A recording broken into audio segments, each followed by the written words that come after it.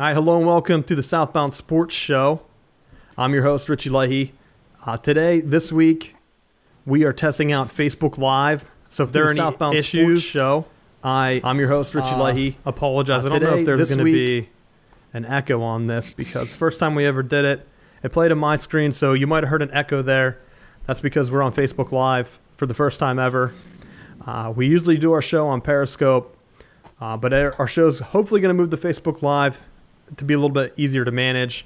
If you go to our Facebook, like our page, Southbound Sports, it's just facebook.com/Southbound Sports. You can see a link at the bottom. And you can follow us on Twitter at SBound Sports. Just to get into the show, normally, first time listening, we do high tempo at the beginning of each show. We go through topics, and then you can see our topics list on the left here for things we're going to go through. And we're going to go ahead and focus on one major one, which we'll start to do a little bit more, which is kind of like a better format, I think. So if you have any feedback, let us know. If you want to go ahead and be featured on the show, we're always looking for opposing fan feedback. Go ahead and leave us a voicemail at 412-330-1512. Subscribe to us on iTunes, Google Play. We're on Stitcher, TuneIn, a bunch of other podcast things. So find the Southbound Sports Show and subscribe. Leave us a review. But we'll kick it off high tempo. Matt, you said you had a good one. You can go ahead and kick it off this week. I was watching a little bit of the SMU Tulsa game. And I know we've kind of talked a little bit in the past about players showboating and doing dumb things that are more player-centric, first team-centered. So Tulsa had ripped off a big play, broke free out of the defenders and was about to score a touchdown, but instead of just sprinting to the end zone and acting like he's been there, he showboats, starts high-stepping towards the end zone, and catches a penalty. In the process, the touchdown gets taken away. Tulsa ends up having to kick a field goal and ends up losing the game 38-34. It's just another example of players that aren't coached the situations of the game, that if the touchdown counts, instead of having to settle for the field goal, not guaranteeing a win, but at least they have the opportunity to play in overtime for that win instead of having to settle for the 4-point loss. And I just thought that it was interesting that, from the professional level, I've talked about it with the Steelers. You see it bleeds down into college, and it definitely shows itself in the high school ranks as well. Yeah, that's something actually with our main topic. That's one of the ones I have on the docket. So make sure you subscribe because we're going to be going back in the coming weeks to revisit celebrations. I've been trying to kind of put together a list. It seems like everyone's doing group celebrations now, which is okay in the NFL. I think they're annoying, but we'll be getting back into that in a later episode. So make sure you go ahead and subscribe. Rick, what do you have for high tempo this week? Mine is the continuation of the Major League Baseball coaches/manager carousel, and it continuing. And if you're a Chicago Cubs fan, let it be known, pretty much nobody's coming back that was your assistant coaches. They're all gone somewhere else. Dave Martinez just getting hired now with the Nationals, and they're rumored that some more guys are going to move all around here. So, and here's the other thing: Cubs pretty much lose everybody. Red Sox, a playoff team, have lost already some of their top.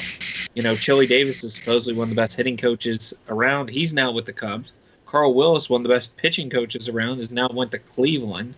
So, the coaching carousel is in full swing here, and so many people are leaving. And it surprises me how many playoff teams have lost assistant coaches.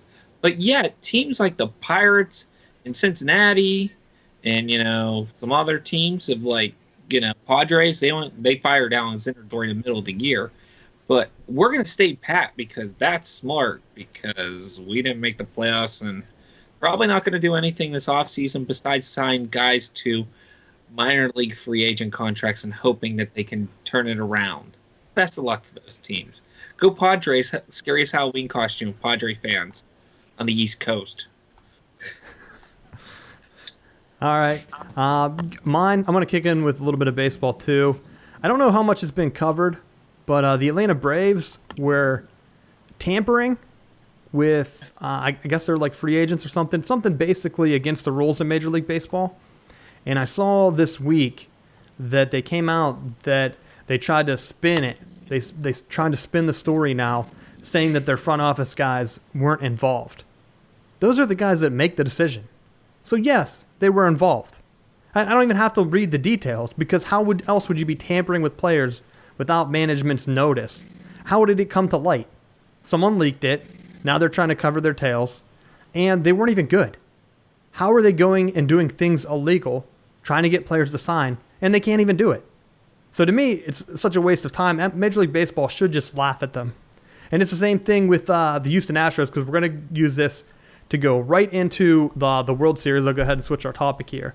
But what about suspensions the following year?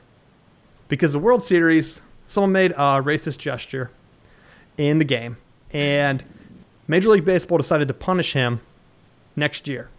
Is there anything more meaningless than a start of Major League Baseball punishment? No. Those games don't mean anything.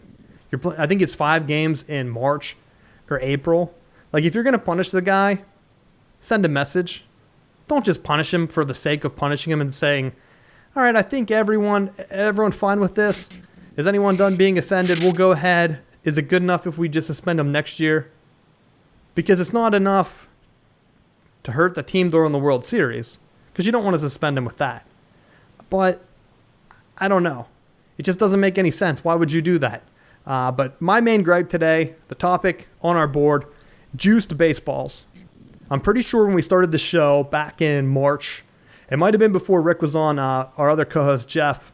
He got moved work shifts, so he hasn't been on for a while. I guess he did. He has popped in a few times. But we talked about the home runs in Major League Baseball. So I'm going to start this off. I'm going to give some stats. I want to try to bring more stats in this show. That was supposed to be my role as the host, and I haven't been doing it, so I apologize. So this year, 2017, the most home runs of all time by season, 6,105 by the latest count that I could find. I think these might include the playoffs, and I think there was already a home run again tonight. Major League Baseball has never had more home runs in a season. During the steroid era, the average per season was 5,000 home runs. When they started to crack down on steroids, that dropped to around 4,000 home runs. So you lost a whole 1,000. Now we just saw a 2,000 home run bump in a season for no reason. So if people were doing drugs to hit home runs and they only hit 5,000 home runs, and then this year we're having 6,000, the baseballs are juiced. What that means is they might have lighter baseballs. I think some of the World Series pitchers were complaining that they were too slick, which means they won't catch as much wind. So when a player hits it, the laces usually slow the ball down. If they make the laces tighter and smaller, the ball will travel farther. So I'm not really sure how they're juicing the balls. I know the players have complained about it. I think it was actually Verlander, who's playing in the World Series. He said that it's kind of like whenever you go to a restaurant or Starbucks or wherever, he said, and you have like one of those shiny receipts and you try to sign your pen on it and it just kind of slips off because it's kind of like a slick paper. He said that's what the baseballs feel like this year. And it's noticeable. There's how many home runs. I forget what game it was, game 2 or 3. The Astros hit 2 home runs in the 10th. And I thought, well, this game's over. And then the Dodgers hit a home run, a 2-run homer or whatever, to take it to an extra inning. And I was like, why are all these guys just hitting home runs? It seems so easy. The baseballs have to be juiced to have a 1,000 home run bump in a season for no reason. I mean, nothing else has changed. You can't tell me every guy in the league started doing steroids. There's no other reason. Guys were on drugs and they improved. But over time, they were like, home runs were like a big deal back in the day. And just to prove that, my last stat, Babe Ruth in 2000, or actually in 1920, Babe Ruth had 54 home runs. Major League as a whole, just to show you how dominant Babe Ruth was, only had 630. So the rest of the players, Babe Ruth had 54 of those 630 Major League Baseball home runs. He hit about 8.5% of the home runs. That's almost 10%. He almost hit a tenth of the home runs in the entire league. That's how dominant he was. The league only had 630. It's been steadily climbing, but nothing like the bump we've seen this year. And Rick, you're a baseball guy, so I want to turn this over to you. What are your thoughts on the baseballs? MLB just did it earlier today. They actually had Al Leiter and Harold Reynolds going back and forth on it, what it means. Now, they did say that, a lot of players have complained that it is slicker. There's something with it. They talked about the mud substance that you put on balls, which is probably going to be gone here in a couple of years. I think their contract's up. But it makes no sense because this year there were no new stadiums added. Everything was an old stadium. There was no stadium opening. So you can't even say, hey, we went to a new stadium, we're indoors, we're outdoors, anything like that, because all these stadiums were all the same exact ones last year. They have to change something in it or something along those lines, but it makes sense. People were coming to the games. How do you get people in the games? You give them a reason to come to the games. If it's home runs, then give it to them. So, and I mean, that's why you saw so many pitchers' ERAs were so high this year because of the amount of home runs and everything. So, and I mean, you take a pitcher like Garrett Cole, his home run total almost doubled this year compared to all of his previous years. So, I mean, I think there is something to think about here. I think it is done. I think it's done on purpose. But these World Series ratings that are going to come out are probably going to be the highest in years. Not only because of the markets that are in it, but also because how great these games are, too. Yeah, that's what I wanted to kind of wait and see. Next week, we'll definitely bring in the ratings if they're released, because I think tonight's Game 6, it could go and be over tonight or I think the next day. So by next week's show, we should have the ratings. But last year, I want to say the Cubs and the Indians were very close to the type of ratings that NBA gets, which a lot of people think the NBA is like head and shoulders above based on what ESPN and other media talk about baseball being down. It just so happens that baseball is more regionalized, and we talked about it a couple weeks ago. You have two of the biggest markets, two of the top 4 cities in the World Series now. Ratings should be high. And the fact that you're seeing home runs, my only complaint that I've seen, just getting a feel from people on Twitter, so feel free to talk to us on Twitter, send us some questions or anything like that, S-Bound Sports. But what I've seen is people have been complaining that the games are going on too late. And I agree. You can't have games going to extra innings up till like 1, 2 o'clock in the morning on the East Coast. Most of the population lives on the East Coast of the United States. I'm sorry, I know these are West Coast teams. You have to play the games earlier. And that's one of the bigger complaints, too, that I saw from LA fans was getting to the game, driving, and leaving is horrendous. I saw some pictures on, I'll try to retweet them if I didn't already, of traffic just backed up wall to wall. So, yeah, there might be some logistics of getting the game started earlier based on that. I don't know. But that's the only thing I could see that might affect the ratings negatively. But I'll turn it over to you, Matt. What are your thoughts on the World Series so far, and do you think baseballs have been juiced this year? Oh, there's no doubt about it. When you have the volume and the amount of home runs that are hit at an unprecedented rate off of really, really good quality starting pitching, it's not like these are teams that were beating the cover off the ball previously and now they're hitting the play. Like, they're playing some quality pitchers. You would expect some games where you're going to have not quite so many home runs, but it almost reminds me of growing up and playing wiffle ball at my Gram's house. And when we were younger, it was like we would have some low scoring games, but then obviously as we grew up and got older, the games turned into like 45 to 46, like long day-long games that eventually end up moving to a bigger field. And I think maybe one of the things, if they're planning on using different balls, is maybe you start to see stadiums or teams try to make adjustments to their field to try to compensate one way or another. Or as the markets shift and people are looking to build new stadiums, they're trying to, maybe you'll see them trying to engineer them so that it prevents as many home runs from happening. But definitely it's making these playoffs a little bit more interesting to watch for the casual fan, someone maybe that's not as interested in it. It may pull them in. But I think maybe could be a possible turnoff for the diehards that want to see, the matchups and the shifts and the different, game within the game. Yeah, that's something that I actually had a note of here. Matt, for listeners, if you're not aware, me and Matt are cousins. So I played in those games against him. And we actually went through a couple different phases. We had the wiffle balls that had like the holes on the one side. But once you reach a certain point where you're used to throwing a baseball, it's really hard to throw those. So what we would do is just wrap it with electric tape. Because if you didn't, that ball would just split in half, because once our bat speed picked up, it was almost impossible. It was like the Sandlot. We were going through balls. Every time we played, we'd need five or six wiffle balls on hand. So we started to tape them, which makes the ball go faster, makes the ball go farther. So yes, you were having those high-scoring games, and you were seeing more wicked pitches instead of the nice, big, slow curve. I know some people throw like hard curves on YouTube or whatever, but if you tape that ball, then you're going to see like a hard slider, much like the major leagues. So it kind of was like a chicken and an egg type deal, where you're going to hit the ball, it was going to go farther, but you also had a lot more strikeouts and stuff too.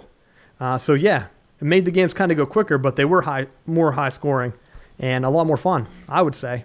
Because just to put it in perspective, our Graham had a row of hedges, so it's perfect for a home run fence. But they were straight.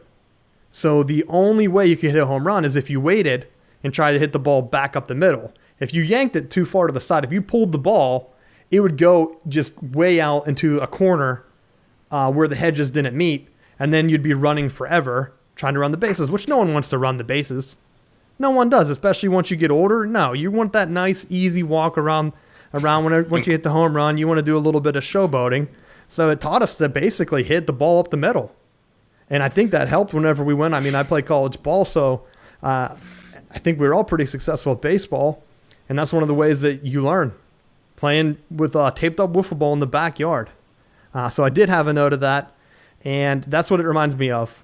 And like you said, maybe they start to adjust stadiums because where my Grams had the nice shallow center, I think of a stadium like the Yankees. You build it so the right field is short, and then you stack up your team with left-handed hitters. And then you just hope that you get that home field advantage, because that's where like you have like you bring in the Teixeiras, who struggled with the Braves, and then he has that short porch. He's able to get stuff done for the Yankees, so you're able to just pay for guys based on what your stadium looks like. So it might be something that we see. Rick, looked like you wanted to chime in there. You have any final thoughts on this before we go to the NFL? Nothing really, but I agree with you guys. You build your lineup to what you have and what your ballparks are.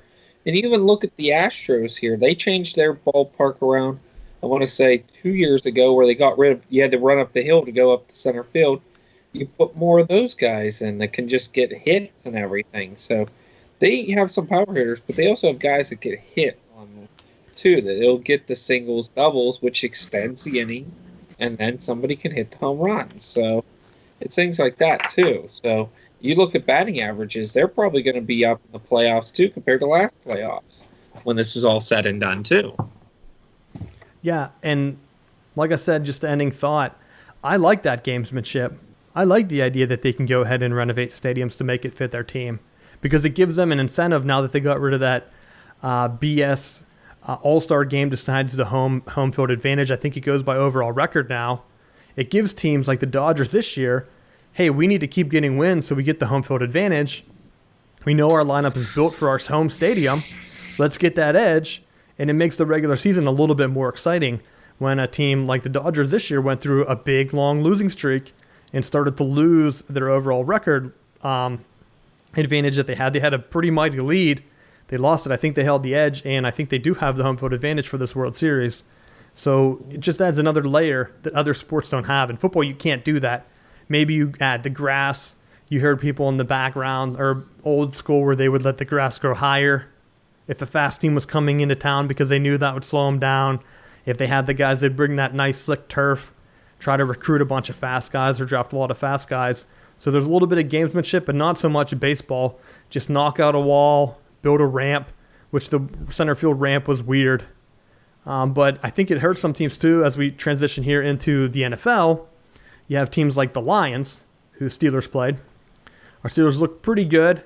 I'm not sure how to take the Lions because when Aaron Rodgers went down, I thought for sure that the Lions would be fighting the Vikings for that top spot in the NFC North, and I wasn't sold on the Lions.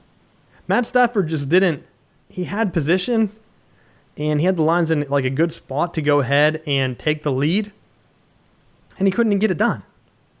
So I was kind of like shocked. I thought it would be a better litmus test for the Steelers. I think the score ended up 20-15. Lions had some chances late.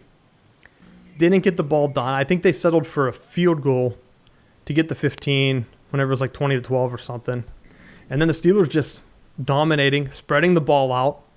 We talked about Martavis Bryant last week. He was in street clothes. Didn't matter.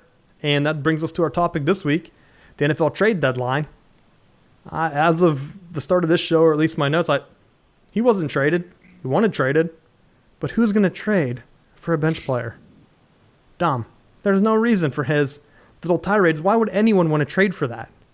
But my biggest shock of the week, before I turn it over to you guys, is Jimmy Garoppolo. The Patriots traded him.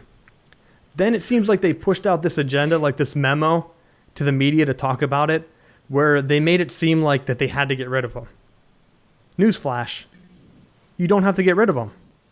He signed through the end of the year. You just wanted the second-round draft pick because for some reason, I think Belichick he's changed his outlook on him. Maybe he's seen something in practice. Maybe it's the fact that a 40-year-old Tom Brady is still outplaying him because you would expect him to have that drop-off. And I don't think Tom Brady would go ahead and start to transition to the backup role. But I think Belichick's given him enough time to say, show me what you got. You should be pushing Tom Brady. My feeling is he hasn't been pushing Tom Brady. The 49ers think they got a steal, but the 49ers have way too many issues.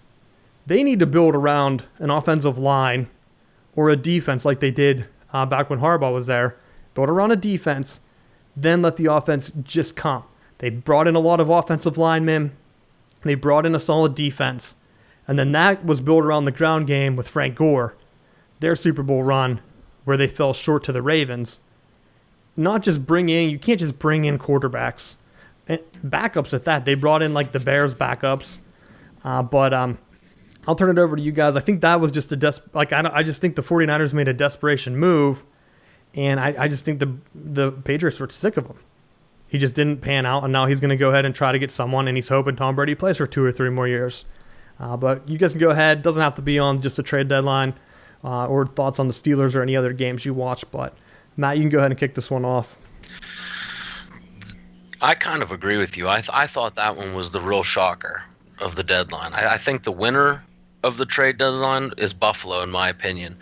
They traded Watkins out. They needed a wide receiver. A little bit biased to my Knowles here, but picked up Calvin Benjamin, who's a huge target. Even a quarterback that really isn't known for his passing, like Tyrod Taylor or any of the quarterbacks that Buffalo has, can drop back and throw it up in the air and let him go get it. I kind of thought with the Garoppolo thing, for as many teams as were actively pursuing him, I thought that the price tag would have been a bit higher. I don't know why they decided to settle on a second-round pick when teams were approaching with first-round picks back in the spring. So I have to agree that there had to have been something, whether it be knowing that the upcoming contract they weren't going to be willing to pay to keep him around, or his price tag because of how competitive the market was going to be, that they knew that they were going to get outbid by one of these other teams. It was easier to dump the contract or dump the possibility of not having to negotiate with whoever.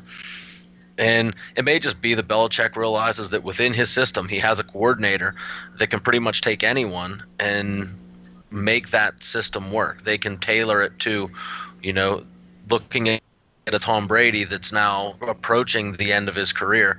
We can still take the system and make it so that a player that maybe isn't in his prime can still operate this offense and feels confident that he could take any quarterback.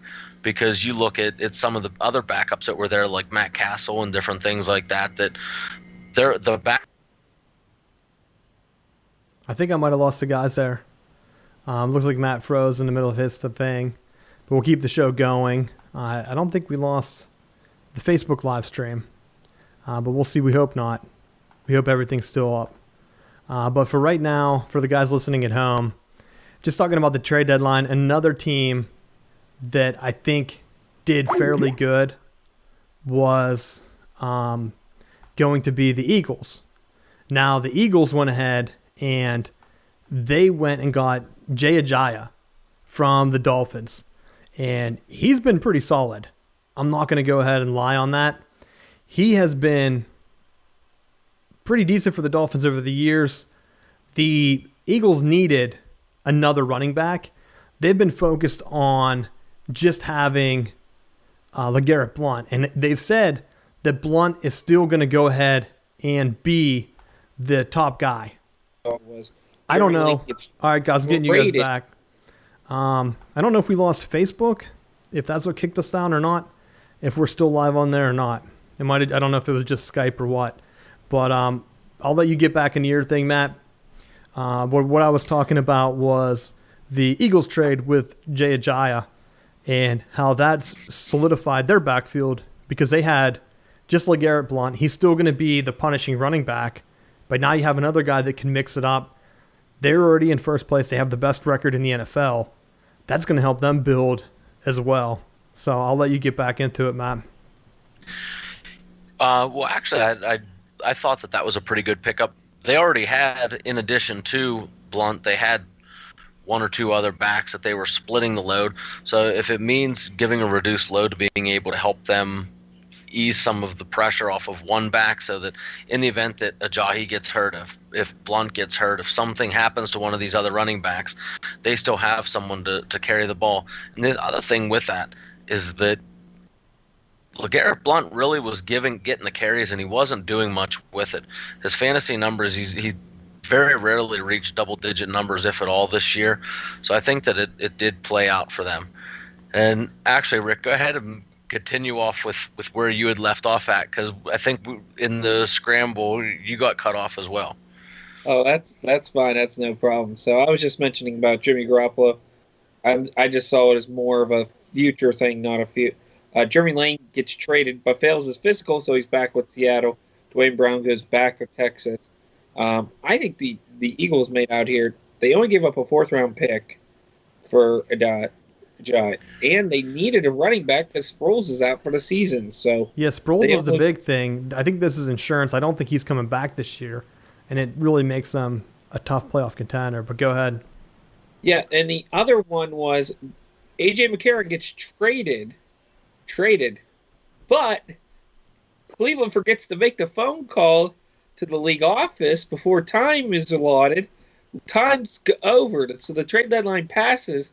Cleveland never makes a trade, calls late, and the NFL's office is like, sorry, you didn't make the trade because you didn't let us know in time. So Cleveland still proving that 0-8 is the way to go, and they saved themselves the picks and cap and all this, and they still don't have their quarterback. But the thing I'll be interested in is does Hoyer go back to the Browns now, or does Hoyer go to the Patriots as the backup quarterback? So Hoyer has really two options here now, not one like they were saying before. He has two. So I'll be interested to see where he ends up as a backup. So I thought he was going to be the backroom deal for the Patriots already. Like they kind of made a deal where they couldn't make the trade based on, I think, the salary cap or whatever the league rules are. There was too big of a salary difference. So I figured that second round pick, like Matt said, they kind of gave up a little bit less of what other teams were offering. I think that was kind of like a backroom deal where they already have an agreement made before that deal went through. But we'll see if that's the case. Do you guys have anything else on the NFL? I know we kind of got cut off there before we get into college football.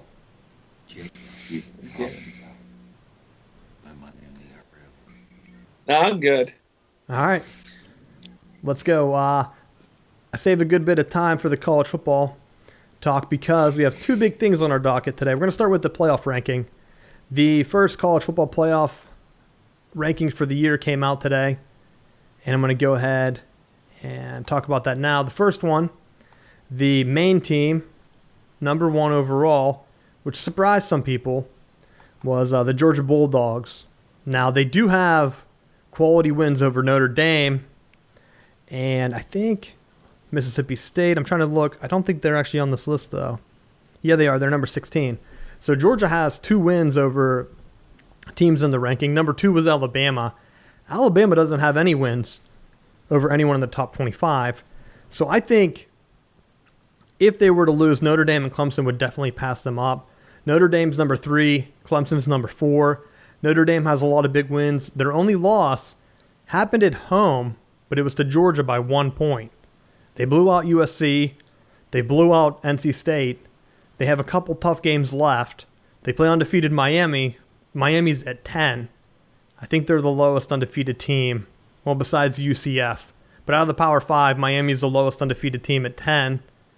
And that game will kind of sort itself out. Either Notre Dame will fall or Miami will fall back out. So Miami has to win out. I think they're just seen as being in a light division. But other than that, Oklahoma's 5. The AP poll had Ohio State way ahead of Oklahoma. So I'm glad to see that the college football people got it right. If you want to keep seeing these power matchups, you need to go ahead and have them impact the college football rankings. You can't say Ohio State got killed by Oklahoma at home. You can't say that they passed the eye test, because what are you watching? They got killed. That game should matter. I don't care if it was the first week. If you want these primetime matchups to continue, they have to matter. Oklahoma needs to be ahead of Ohio State unless they lose again. If the records are the same, Oklahoma should get the bump just because of head-to-head, just like they would if they were in a division. So I'll turn it over to you guys now because I did a good bit of talking on the first half of the show. But Matt, you're a big football guy. What do you think of the first college football playoff ranking? For right now, I like the way that it stands. I think you reward a team like Georgia who, versus the Power 500 teams with a 500 winning percentage or better, they had 2 wins. Their opponent's winning percentage was at .929, so they have their opponents that they're playing have higher winning percentages. And I think that it rewards the teams. That kind of gives you some sense of what the playoff committee is looking for. In a little bit, I may make a contradictory statement when I'm looking at things that are going on in Florida State, but I think as far as what the playoff committee right now is looking for, I think they have it set right. The teams that played tougher teams and won, they're showing that they're rewarding them for that. I was more surprised that they didn't put any of the Big Ten teams. It's almost like setting the table early of putting 2 SEC schools in, knowing that at some point they're going to play and knock one of them out, and allowing for an Ohio State, a Penn State, or Wisconsin, who are relatively close to cracking the top 4, giving them the availability for a spot. The one that I was really surprised at was the Clemson game with Clemson having the loss to Syracuse. I thought the committee would look down on that game and not be willing to put them in, but I'm glad to see that as the defending national champions, at least in the earlier part here, even though they stumbled, it's still kind of giving them a nod and giving them the opportunity to play their way in. Yeah, I think the Clemson spot, they did get a bump from that. They also had I think they beat Virginia Tech.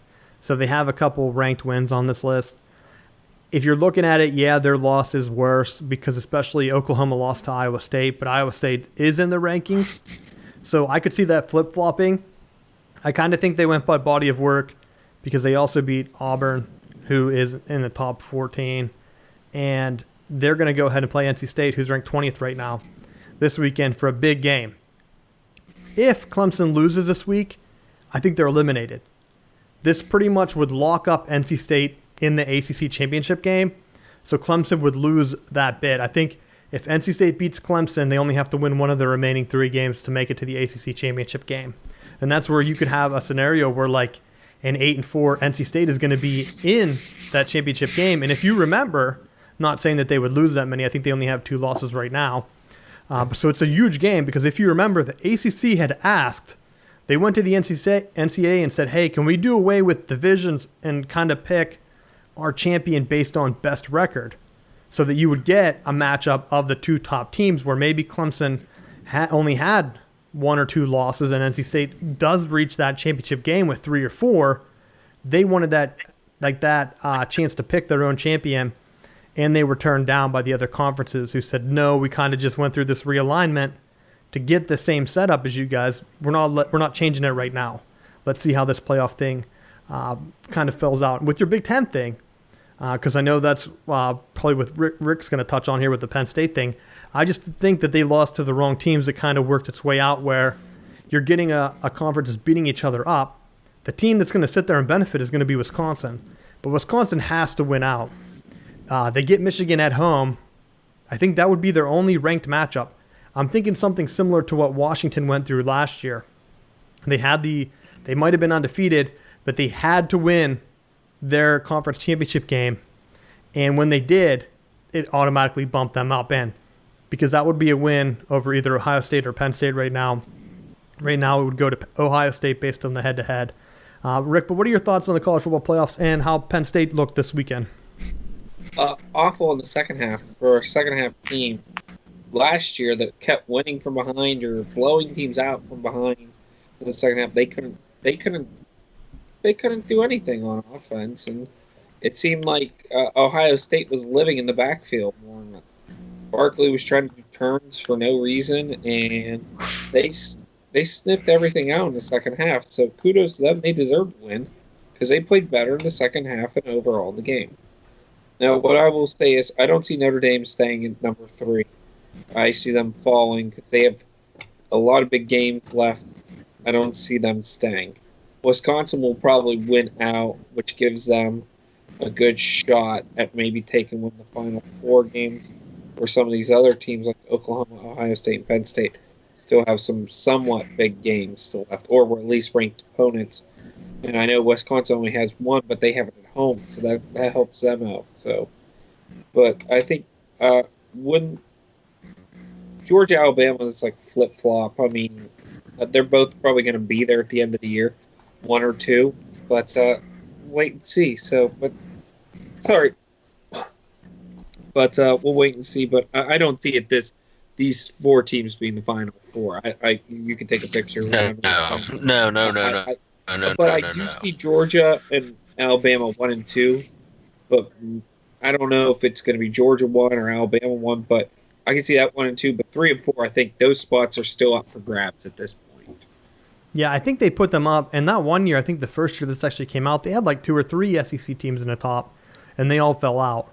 I think right now they were kind of putting them up there where if there is some weird scenario involving Notre Dame, you're going to knock out 2 or 3 other conference champions to let maybe 2 SEC teams sneak in.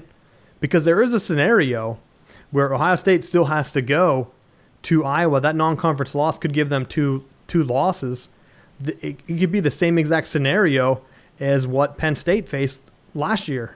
2-loss champion. In the Big Ten, are they going to put that 1-loss Penn State team in? Because Penn State, their remaining schedule looks pretty easy down the stretch. I don't know if they'll hold off. I know they still have to go to Michigan State, so it's going to be very key on how they respond. That Michigan State team lost in overtime, or like 3 overtimes against Northwestern last week, which kind of hurt the Big Ten as well, because that knocks down another quality win for some of these other teams.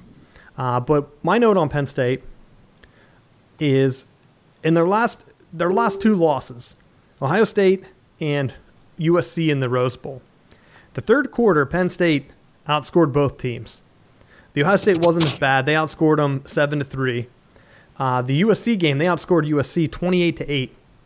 And then what happened was, so my theory is that Franklin goes ahead. He makes adjustments with his coaching staff. When they can make the adjustments in the locker room. But once that team gets kicked in the mouth in that third quarter, he's out of ideas. When they showed him on the sideline, he looked like he was either going to cry or he was just flat out scared when the fourth quarter came around.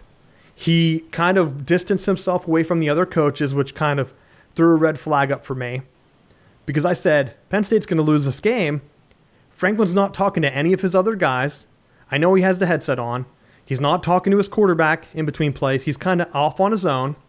And Penn State got outscored in the fourth quarter against Ohio State 19-3. In the Rose Bowl, they got outscored by USC 17-0 in the fourth quarter.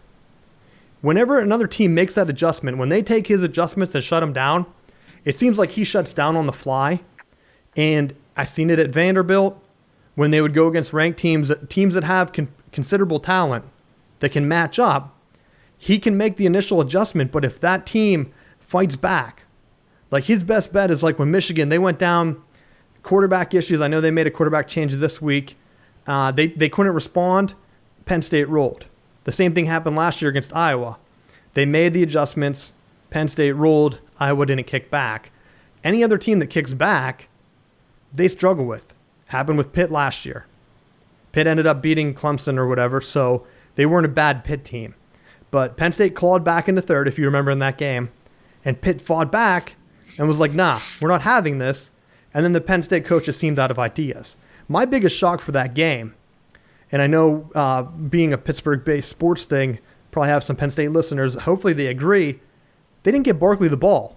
I think I tweeted from the Southbound Sports account, okay, right now they let Ohio State score, or Ohio State scored way too fast. I said, Ohio State scored way too fast. They're gonna regret that because Penn State's gonna be able to kick a field goal. All they have to do is get the ball to Barkley. I don't even think he touched the ball. I don't even know if he was on the field. McSorley was scrambling around. He's throwing in double coverage to Gesicki. I don't know if that was the ending drive, but like he's throwing the ball high, out of bounds, trying to do his jump balls. And I said before the game, you can't do jump balls whenever the other team has the same talent as you. That can work against Indiana. That can work against Rutgers. That can work against Maryland. But it doesn't work against Ohio State. It's not going to work if they make the playoffs. It didn't. It worked against Wisconsin last year, which still blows my mind in that Big Ten championship game because that was another game they made the adjustments at halftime. Wisconsin didn't fight back. They just kind of took it on the chin and were playing scared. That's the key to beating Penn State. Take their adjustments, fight back, and kick them in the teeth. And I wonder if Michigan State doesn't give them a battle this weekend and basically eliminates them. Because then you're sitting at 2 losses. You already have the head-to-head loss to Ohio State. And Ohio State, unless they lose to Iowa, then you're going to have crazy things in the Big Ten. And maybe the Big Ten gets left out. I don't know. But, Rick, what are your thoughts on that for the Penn State side of things? Those are just my notes on the game. Agree, disagree? I agree, but in a different way. When I look at overall adjustments between Penn State and the other team, Penn State does a very good job. But if you do a better job, you always beat them. It's like inching. And then there is a certain point where you could just tell you won. Penn State didn't win, you won. And it was the drive where they scored a touchdown on. They got the game because they had the momentum. They made the better adjustments, and Penn State's offense did not look good that whole second half. But it's just whoever makes the better adjustments in that second half. It doesn't matter so much for Penn State what happens in the first half. It's the second half.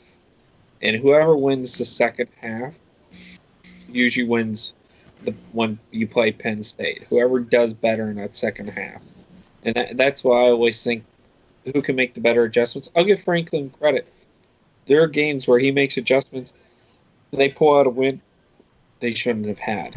But there are also games where he couldn't make as good adjustments. They didn't have a shot. You could just tell they were dead in the water at one point. So, and I mean, you did go to Ohio State. Vegas had you favored by 6.5. You only lost by a point. I mean, that's not much. But like I said, I think there's still a lot of football to be played this year. There's still some championship games out there.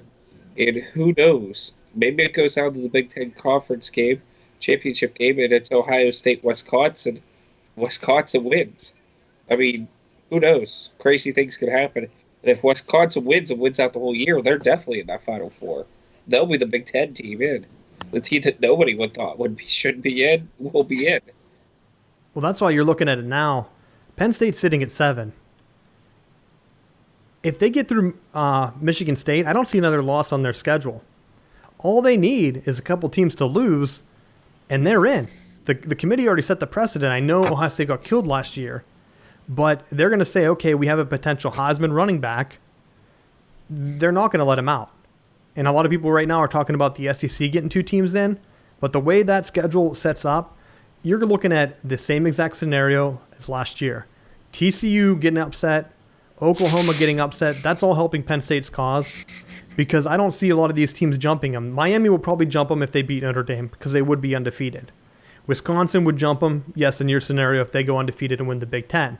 But who's to say Wisconsin doesn't drop that Michigan game or they don't drop that Big Ten championship game? And then you're kind of looking at a mixed match. But it's too early to tell. My last stats on Saquon Barkley, this game could have cost him the Heisman. He had 44 yards rushing. He averaged 2 yards a carry. He did have a touchdown. He did have the kick return for a touchdown. Receiving, he only had 23 yards. So altogether, in your biggest game of the year, you know this is going to be your biggest matchup, a top 10 matchup. He had a total of 60 yards and an extra touchdown if you count the kickoff return. But my theory on him is I still don't know. Maybe he just doesn't have the conditioning. Because the Iowa game, he looked dog-tired at the end of that game. And they still kind of focused on him in the Iowa game. This Ohio State game, he completely disappeared. Like, there was no sighting of him. I don't remember him making any plays at the end of the game. McSorley seemed like he was out of sorts all on his own. Maybe they spied on him. Maybe they took him out. I don't know. But I'd like to get your thoughts, Matt. Did you watch that game? Or you can even talk about any other game. But what do you think of just Saquon Barkley and how that game turned out? The whole Saquon Barkley thing has just been a complete mystery because on one hand, you have all the ESPN videos and the video of him power cleaning 400 pounds and all the weightlifting and conditioning things. I think that I just think that it's a game planning issue. I think it's something with Moorhead that he's overcompensating for some of these other teams. And the majority of people are saying, take Barkley away. And I think where Moorhead has to get more creative is he has to try to game plan the initial way of us just running our inside zone or outside zone with him. Maybe you put him out as a slot, you put him out, like you motion him out of the backfield. With the game on the line, you got to figure out how do you get the ball to your best player.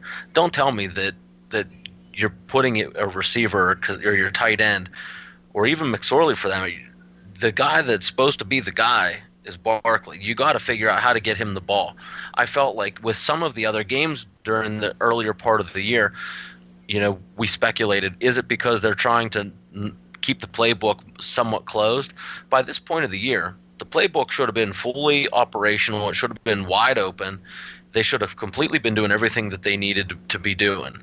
So in that aspect, I think it's a fail on the coaching staff's part because if they're running plays, limitedly to Barkley, then he's not going to have the highest output. I thought with the Michigan game, when you saw what their linebackers doing, clearly it was take Barkley away because McSorley could run all over the place or any of the other guys were running wide open because as soon as the ball was snapped, every linebacker was running to Barkley. I'm sure that you're seeing that with other teams. The other players just have to step up and make those plays. I kind of look at it like Penn State's offense is very much live by the sword, die by the sword. They lived by versus Wisconsin in the Big Ten championship game, and when we were joking around saying they're just throwing basically punts up in the air and coming down with these catches. Those are the plays that put you into big playoff games, and those are also the plays that will take you out as they learn losing to USC at the end of the year. So when it works, it looks wonderful, but it also can come back to blow up in your face if you don't have a solid plan B. Yeah, and I don't know. I know that their offensive coordinator, he was all the rage like last week. Everyone was talking about him. But then you see the struggles down the stretch where all they had to do was just sustain a drive. They can't do it. A lot of the complaints I've heard from fans where they see that long drawn out like draw play they run where Barkley gets hit. He's getting hit every time. And I think they said that they averaged, whenever he was getting hit, it was -2 every time is what the average was. So he was already 2 yards deep in the backfield every time he was getting hit. So it's not it might not be penetration. Maybe they're just slow moving plays, And that's where they lost a lot of their functionality. They never go under center. You don't have that downhill running, so you're getting away from that. But I'm going to use that kind of as a segue, the coaching stuff, into our last topic of the week, try to keep things on track. The coaching carousel. Everybody's favorite, Jim McElwain, is out at Florida. That was the first big key. To me, it's surprising. Yeah, he makes threats that are said that he received threats. He had some questionable off-season behaviors, riding sharks or whatever he was doing, and then I think he denied that as well. I don't know if that was actually him or not. I still don't know, and now I don't know who to believe, because he's saying he received threats. And what kind of man, when there's an internet? I mean, all he has to do is type in, like, some type of search to look for himself. I guarantee there's at least one nut job out there that typed on Twitter, on a message board, on something, some death threat to him, and he couldn't find it. Come on, man. You go out there, find it. Whenever they asked him for evidence, he just kind of put his head down. That's just admitting defeat and just telling them, like, go ahead, fire me. And that's kind of what they did. They pushed him out. With cause.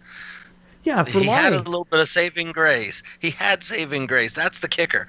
Now Florida's off the hook, and they can go out and they can potentially throw big money at a guy like Willie Taggart and bring the spread back to Florida. Well, there's a lot. I saw Lane Kiffin. He's been tweeting a bunch. So I wouldn't be surprised if he was trying to make that jump. I already saw a couple headlines about him moving back to the SEC. I even saw some Tennessee fans say that they would welcome him back with open arms because of what they've been going through. So you already have Florida. You're most likely going to get Tennessee. I mean, at that point, which job's better? Probably the Florida job, I would say. But now, is Tennessee going to hold on to Butch Jones another year just because they don't want to fight for a head coach with Florida? Could you imagine? That's some tough recruiting right there. You're not only bringing in players, but you have to recruit a coach against your rival.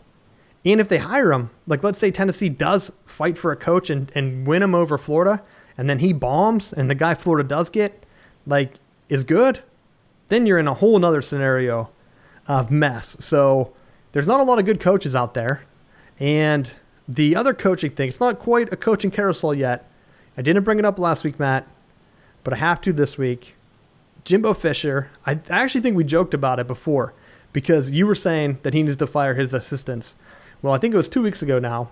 A fan in the stands said that he needs to fire his staff, and Jimbo Fisher stopped and said, you need to come down here and tell me that to my face, which, number one, is crazy. That's just adding cause to the causes that you can get fired for at any time. If you hit a fan, or even if you get in a confrontation with the fan and you invite them to punch you, like, that's a lose-lose. I mean, it's different if you were like a college kid at the bar, not the coach of the Florida State Seminoles, and you're calling a guy from the crowd telling him to come down and tell you that to your face. Come on, that's a messed up thing, but it's getting worse. Florida State has a worse record than Florida right now, and Florida fired their coach. So what are your thoughts? Matt, go ahead. I know you said you could talk a whole episode on this, so I'll let you go. Last year, around this time, when LSU fired Les Miles, and you were giving me a hard time saying LSU is approaching Jimbo Fisher, I was very, very angry because I didn't want Jimbo Fisher gone. Fast forward a year, in this high school product of a team that they're putting out on the field, how the hell do you lose on a Friday night to Boston College? How the hell do you let Louisville score almost 40 points on you and then they go and get blown out by Wake Forest? Boston College almost scored 40. That they're doing this year. That game was 35-3. I know, it was bad. There's so many issues, and I think, you know, one of the things that you look at talking about rebuilding, and one of the things that you see that's done well with Alabama is their assistants move on, and he has quality people that he can then bring in to replace them. You look at what Jimbo Fisher did in 2013. He had to replace 7 coaches and was still able to produce a national championship caliber team. So it's not far-fetched to think that it can't be done, because when Mark Stoops left for Kentucky and Damian Craig left for Auburn and a bunch of other assistants left for various jobs, he was able to bring in guys and promote from some within and able to put together a championship caliber team. It's not like he's dealing with a bunch of kids that aren't talented athletes. They're 4 and 5 star recruits for the most part that he has on this roster. For them to perform the way that they have been right now, it's 100% on the coaches. And I think what you see on the field is you see kids that don't trust the coaches because instead of doing what they're coached to do, they're out just doing their own things. So it's clearly they don't have trust in what the coaches are giving to them. I think if you look, what Jimbo Fisher has to do to right the ship is he's got to do 2 things. Number one, he's got to hire himself an offensive coordinator. And I think, to be honest with you, a guy that he should look at is Kendall Browse, who's down at Florida International with Lane Kiffin. I think they're leading the nation in points scored a game, and they're running that same Baylor offense that was scoring a ridiculous amount of points. With the athletes that you have, you can get guys you can let the talent get out there and make plays. I think that's a big thing that can help.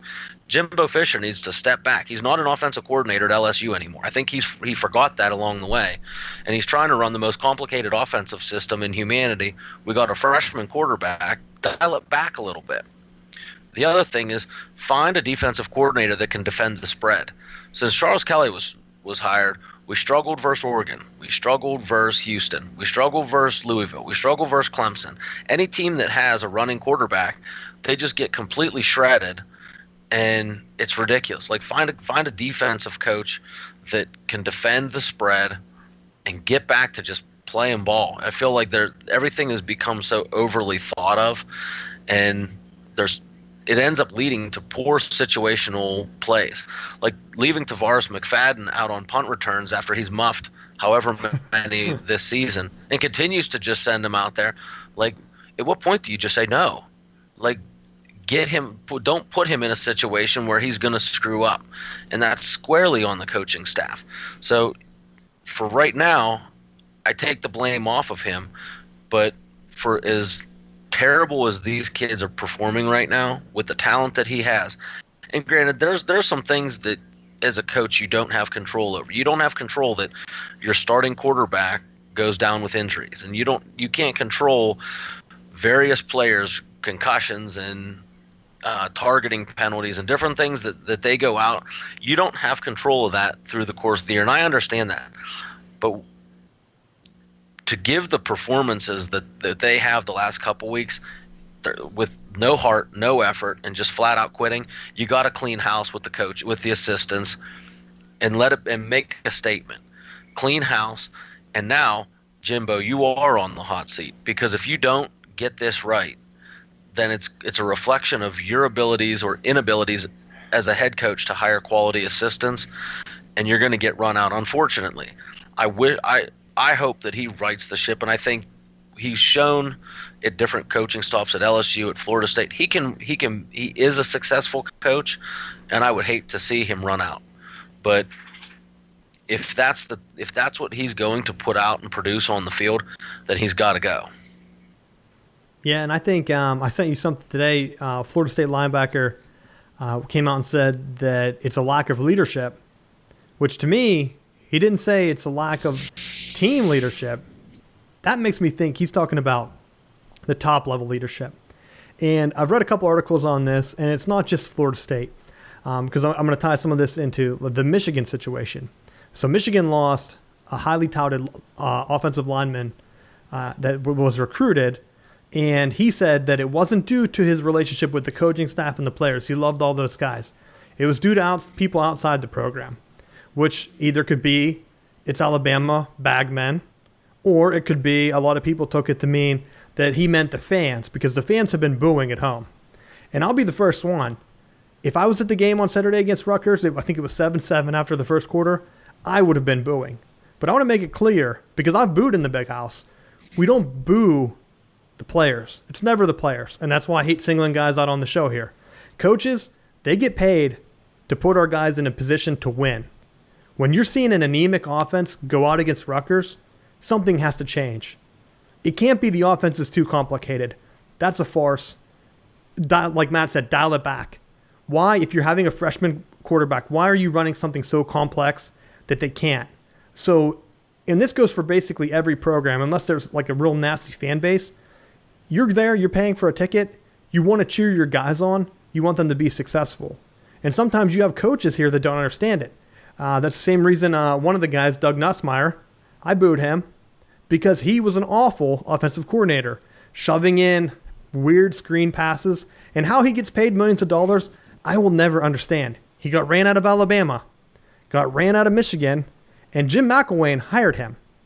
As soon as they told me, because I didn't know much about Jim McElwain, he came from Colorado State, I saw a lot of media say he's an offensive guru. As soon as he hired Doug Nussmeier, I told Matt, he's not an offensive guru. That's a bust. Because when you're an awful coordinator, it's not going to change. The head coach can only do so much. You have another guy who's supposed to be doing the wrinkles. When you get run out of two of the top programs of all time, most wins and most national championships, you can't get it done at those schools. How are you going to get it done anywhere else? It just doesn't make any sense. Like, some of these guys get recycled, and then you have guys like, I think of Bo Pelini at Nebraska. I thought he was a great coach. Maybe he didn't get it done over the top, but look how Nebraska's fallen off since they pushed him out. I think it's funny. We made fun of Ed Orgeron a ton, and even laughed whenever LSU hired him because Jimbo didn't go there, and now they're stuck.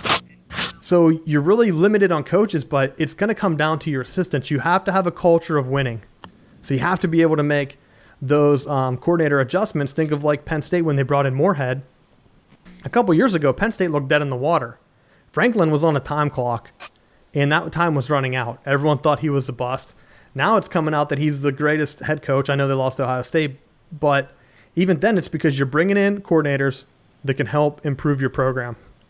Look at what Ohio State does. They brought in Greg Schiano, who built a great program at Rutgers. He runs their defense now. They brought in Kevin Wilson, who run a great program at Indiana. Look how Indiana has fallen off since they pushed him out because of alleged player abuse or whatever. I don't know if it was founded, but it's kind of like maybe a Mike Leach scenario where they get some reports and then they push him out. So be very careful as a fan. If you want the coaching change, make sure you can land someone that's going to help build your program. Sometimes it might just be one or two coordinators. And my last example was Notre Dame. Last year, Notre Dame was 4-8. I think they brought in two new coordinators, one on the offense and one on the defense. And look how this season they've looked like a totally different team. I believe their offensive coordinator's from Memphis. His name's escaping me, and so is their defensive guy. But I'm pretty sure they brought in two new coordinators, and this is like a completely new team. Brian Kelly had the system. He had the recruits. He knew he had to kind of adapt that for the future, and he made those changes. So teams that are getting their coaches fired, as a fan, I feel free. Go ahead, boo. Do things. Don't threaten anyone. Players, if you're in high school, don't think that fans are booing you or whatever. If you're going to make sly comments like that, just come out and say whatever. Don't use thinly veiled things. I know you're like high school students, so I'm not calling out anyone specifically because I see other players do that as well. The All About Me show, where here I'm at this game and maybe this fan base is mean, or a lot of times when you're on the internet, fans aren't even fans of the teams they say they are. They're like trolls out there trying to get kids to flip to their team. So just to wrap things up, the show, do you guys have any other final thoughts? That's it for me. We'll start with you, Rick. Any final thoughts this week? Houston's winning 1-0 in the top of the sixth. So if they win, this is over. Congrats to Houston, but 1-0 in the sixth, so not a big scoring game so far. Yeah, and just think, my man, on the negative side, they have that 5-game suspension to start off next year, even if they do win. So there is some negative. Well, that was the weird thing. They said they wanted to cost them paychecks. And the players aren't getting paid right now, but they will be in 2018. So they wanted to cost them. They wanted to put a money amount with it. Just fine them. Just fine them. That's what the NFL does. Just fine the guy, give him a set amount. That's why I was like, 2018. Nobody's even going to remember this. To be honest, they shouldn't even suspend them. If you make a judgment or like a racial comment or whatever, and you hurt a community, you should have to volunteer. I mean, maybe Major League Baseball, they don't fine him. They make him donate money and time.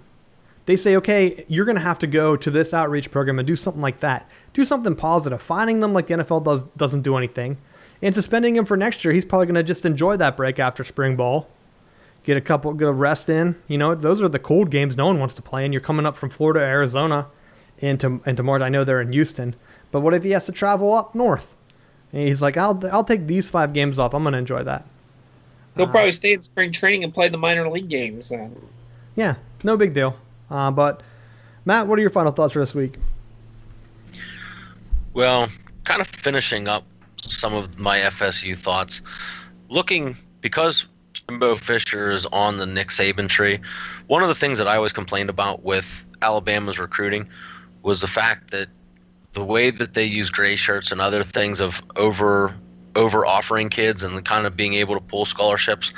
I think one of the things that you see at Alabama that's helpful is if they spot that a kid's not going to be able to contribute for them, that they provide the open release and kind of gently push them out the door to another program where they're able to get playing time, where they know that if they stay at Alabama, they're not going to see the field. I think that's one of the things that helps their program be consistently one of the best, is that they're pulling in all these athletes and they're able to filter through which ones are going to help us, which ones aren't, and the ones that aren't are shown the door. So I think if they can do that, that can be something that could also help Florida State weed through, because even though you're getting some of the recruits, if they're not ones that are going to help your particular system, it may be something to help. And the other thing, kind of going to an earlier point, when you look at some of the scheduling issues, there's times where I think it's not showing the benefit of playing a tough schedule. Like you look at Alabama, they played Florida State earlier in the year. They haven't played a ranked team since. You look at Penn State's schedule, and their only other ranked game to that point was Michigan. Yeah. I think that was the only ranked. So there's not a true advantage, because you look at like in Alabama that you win that one tough game or quote ranked game, and then you cruise the rest of your schedule. It sets the table for you to make your way into the playoffs. I'm not saying that it makes it definitely, like, you look at the teams, even Wisconsin right now, they're ranked number 4, and they haven't beat a single ranked team all year. So will that hurt them down the line? Possibly. But are they going to be a lot healthier playing a bunch of cupcakes in the early part of the year? Definitely. Because if Florida State would have scheduled, Northwest Iowa School of the Deaf and Blind instead of Alabama, DeAndre Francois wouldn't have been playing in the fourth quarter of the game, and he probably wouldn't have had his leg rolled up on. So, you kind of roll the dice with the type of defenses that you're playing a more competitive schedule. And maybe that's something that looking forward, do you dial it back? Because, I've championed the fact that Florida State's picked out a tougher schedule, but is that also something that's coming back to bite them in the ass now? Because playing a more competitive schedule, you get beat up more, and then it's making you more susceptible to possibly getting upset with your in-conference rivals. Yeah, and to piggyback off that, I know Michigan and Florida State both had similar seasons where you have that tough game first, and then Michigan's happened later in the year, but you have the injury to your starting quarterback, which is going to be one of our main topics in a couple weeks, because there's some more light that was shed on the Michigan side of that story. But I think the tougher schedule, yeah. I mean, you have that.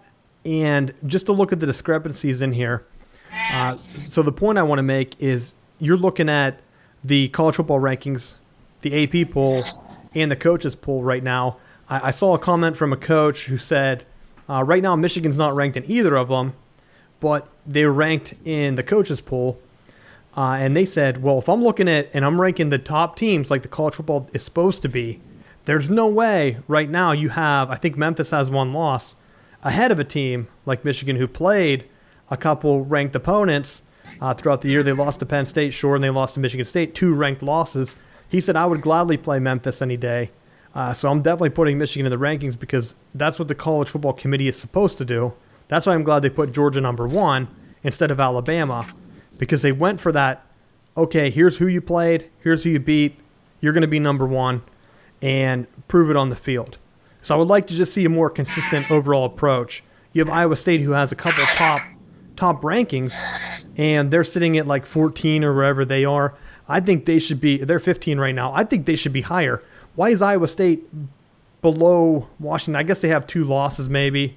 I don't know. At some point, you have to have quality wins mean more. And then like teams like an LSU. Why is LSU 19th with 2 losses when Michigan's not ranked? LSU lost to Troy. Both of Michigan's losses were to ranked teams. Are you telling me that Troy team was better than a Michigan State or a Penn State? Like, no. So I don't know.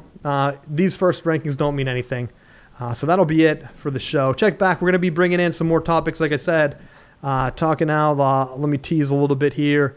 Some flopping I've seen in the NFL. That's going to be on a later episode. We're going to do this live on Tuesdays on Facebook Live if everything works out at 9 p.m. Getting into like a backup quarterback situation, like the Florida State thing. If a guy gets hurt, how do you handle that? Group celebrations in the NFL, some stadium medical facilities. Those are just some extra shows. And just an announcement from me. I have the Southbound Sports family is going to be growing a bit. I'm having a son in the spring, so I have another kid on the way. I actually this will be my second. But other than that, trying to get the show working. Some changes will be coming, but as I have some personal things going through, I don't know how that will affect the timeline of that. But I'm working on it, so if you have any problems with the show, please let me know. Any feedback, please send us. You can reach us on Facebook, Twitter, S-Bound Sports, or you can give us a call, leave us a voicemail, give us some hot takes. Our number is 412-330-1512, and we'll see you guys next week.